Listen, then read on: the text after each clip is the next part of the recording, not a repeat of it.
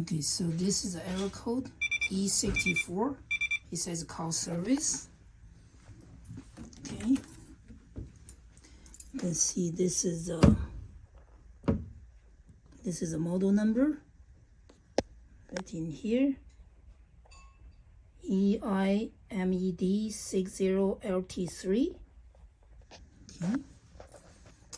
It's actually been running like for, I don't know, 5-6 minutes. You can see this is hot, so it's partially working. Okay, so you can see this is the E64, but if I hold these two buttons, okay,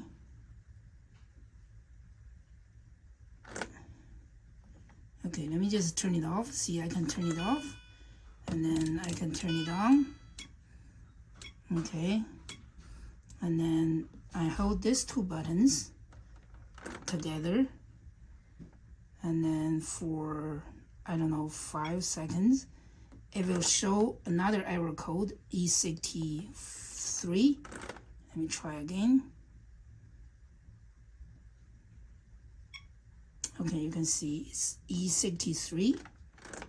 Okay, and then even though it has this E64 and E63, it can still run for, 5 minutes. You can see it can still run. Okay, just to be safe, I will turn off the power. So I got a new heating element. I will put this in place. I will show you how I can put this in. Okay.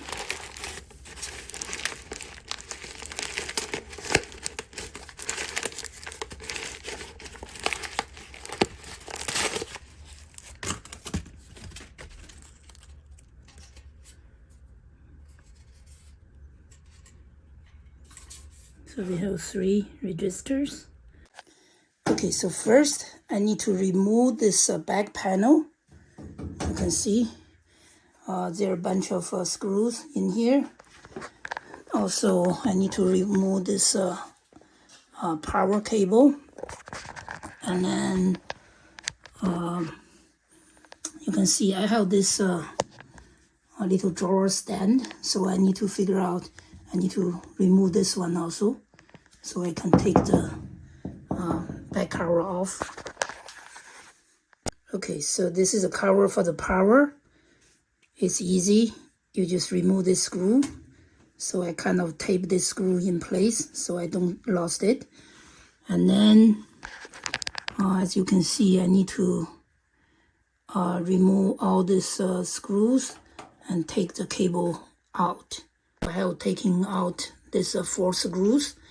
After I remove the cable, I put the screw back so I don't lose them. You can see there are 4 screws in there. Okay, so I'm gonna remove all the screws holding the back panel. Okay, include this screw and that one.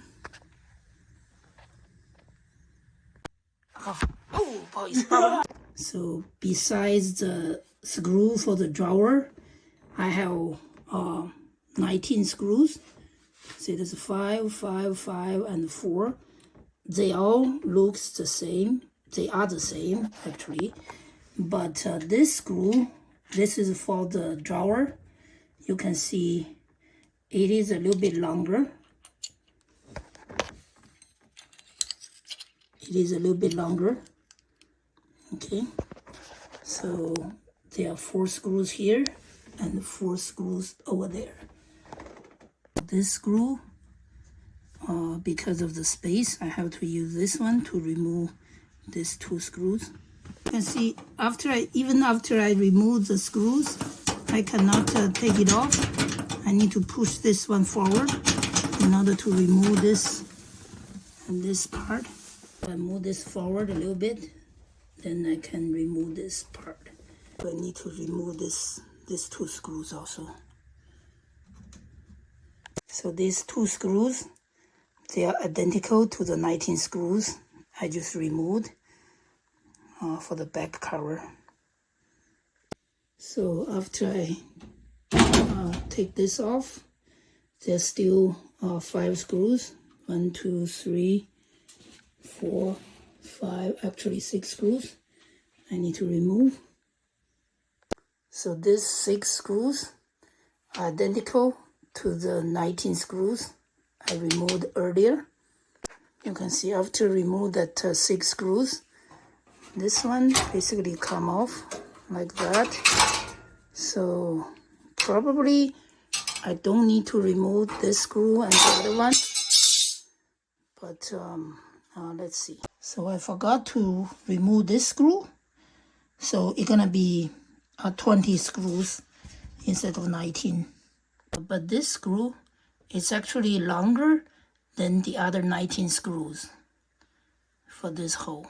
Okay, so after the last screw, you can see the back cover. You can just remove the back cover. Well, you can see a bunch of dust. I probably need to clean it a little bit.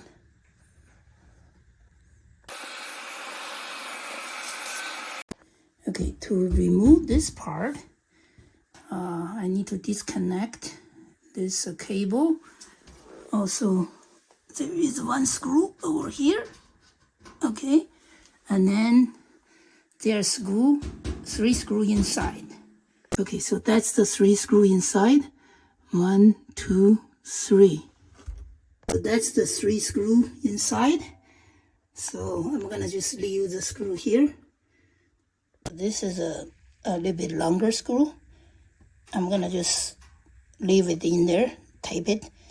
Okay, I don't know if you can see it clearly, but there is 1 more screw over there. Basically, that's the little bump. It's basically impossible to remove it. Okay, unless you open everything from the front. Okay, so this is a screw I'm talking about.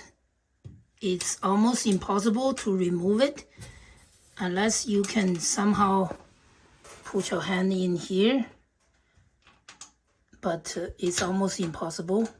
So I just yanked it off. So now you can see here, it looks like that. I think it's okay. I can just remove this screw this way, and then I will not install this screw. Okay. So now look at this. This is all bended, and then I think some of this resistor heater is actually touching the ground. You can see. I think it can still heat. Maybe this two, the top 2 are okay, but this one is definitely touching the ground. Okay, so you can see this whole assembly, it's actually just held it by these 2 screws. You can see 1 in here. The other one is right over there. Okay, so I just need to remove that 2 screws. I can take this off, take this out. That screw, you need like a screwdriver like this, very small.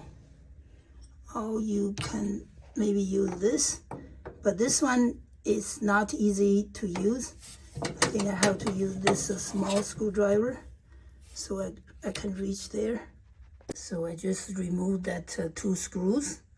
So this screw looks like the 19 screws for the back cover, but I think I'm gonna just leave it right here so I don't lose it. Okay, so this is the old heating element. This is a new one. You can see I just need to remove this 3. I think that just correspond to this 3 coils. I don't think it matters. It looks like the same, all the coils. I guess the system gonna choose to either use 1 coil or 2 or 3, depends on the heat. So this might be interchangeable, this 3, but I'm probably just gonna keep this order. And then you have a 2 sensor over here, and then I believe if that's like positive, this must be negative. Okay, and then that's all the wires. And then you do need to, that's the stand. You can see that's the stand. That's the back cover. So you need to, I need to copy everything from here to the new one. You can just unplug this one. So you have 2 screws holding 1 sensor. And then this screw, you can see the thread is a finer than the thread, than the other thread. Okay, so this sensor is a little bit bigger. That's a smaller, so probably you wouldn't mess them up because this hole is bigger, that hole is smaller. Okay, by the way, I just saw the part number. So that's the part number. I believe there are 20 after that. And then this 3, you can just plug it in. So I plugged it in, not all the way, but I'm gonna plug it all the way. So the sensor is easy to install.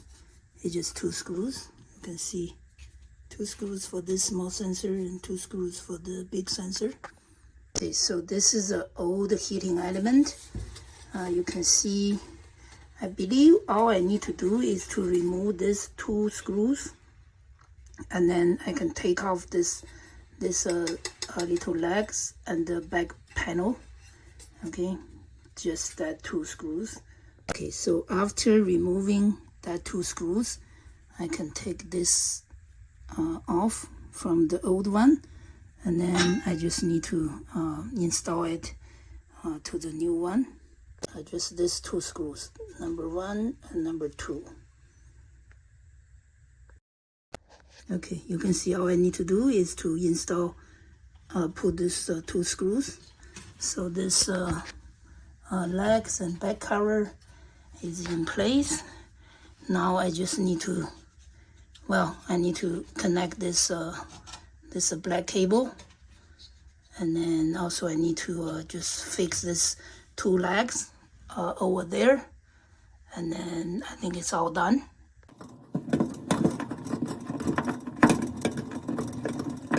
Okay, you do need a small screwdriver to put the screw in.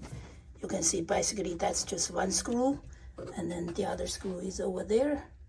So after that, you can see this is all installed. Make sure you have the sensor, the cable, and this black cable all connected.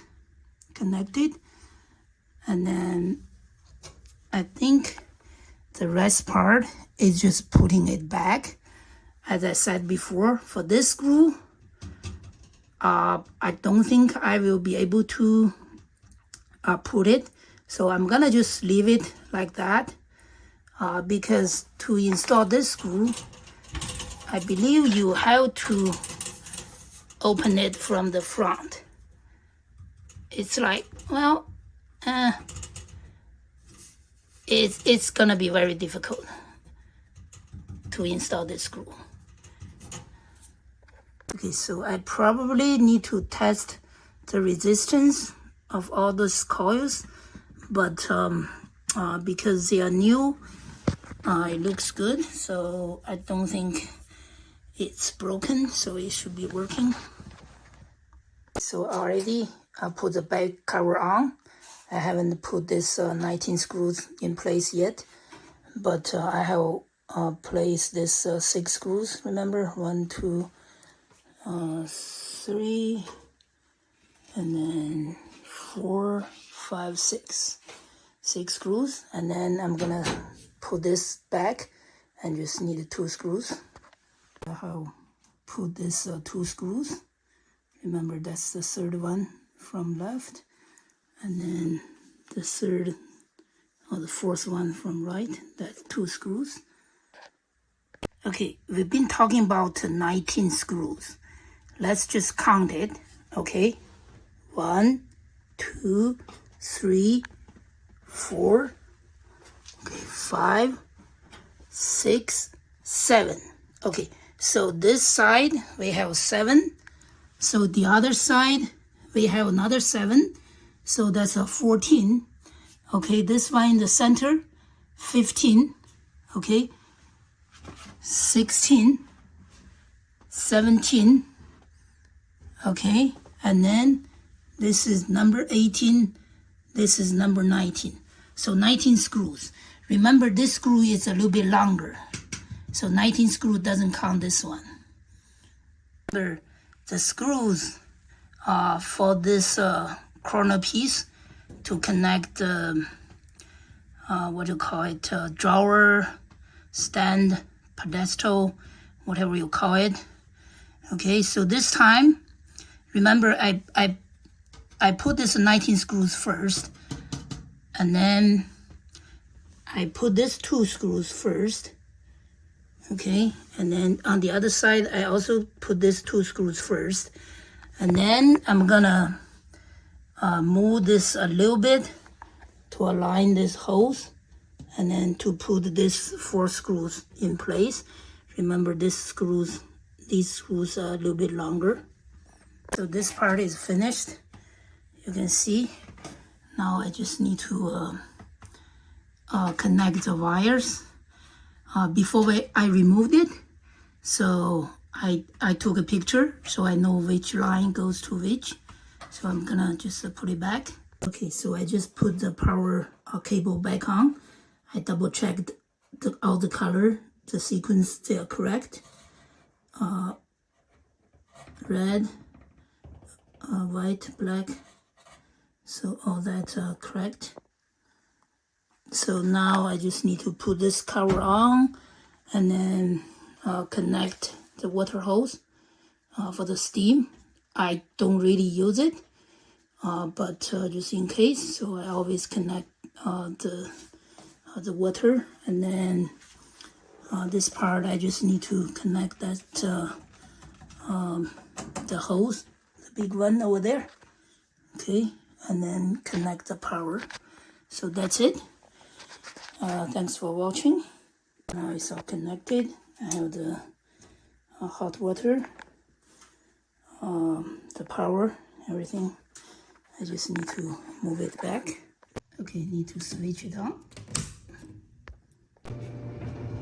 So right now, after I replace the heating element, you can see it works. But if I hold this 2 button, you can see after like 5 seconds, this error still show up. I think it might be because I haven't run a full cycle yet.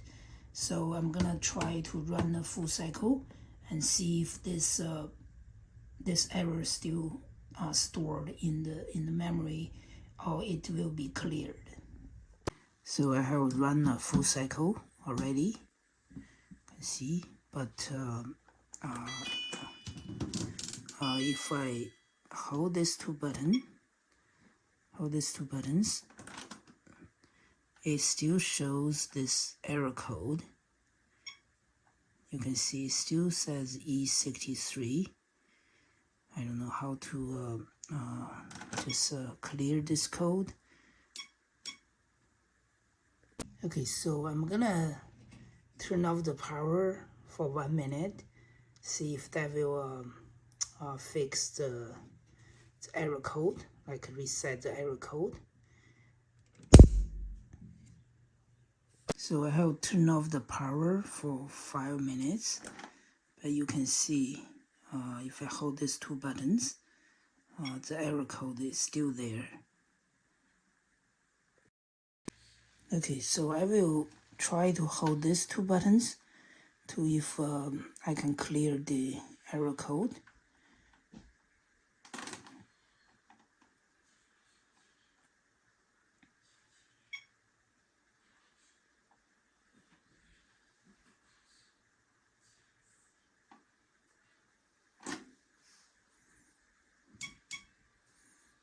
Okay, so now let me hold this 2 button.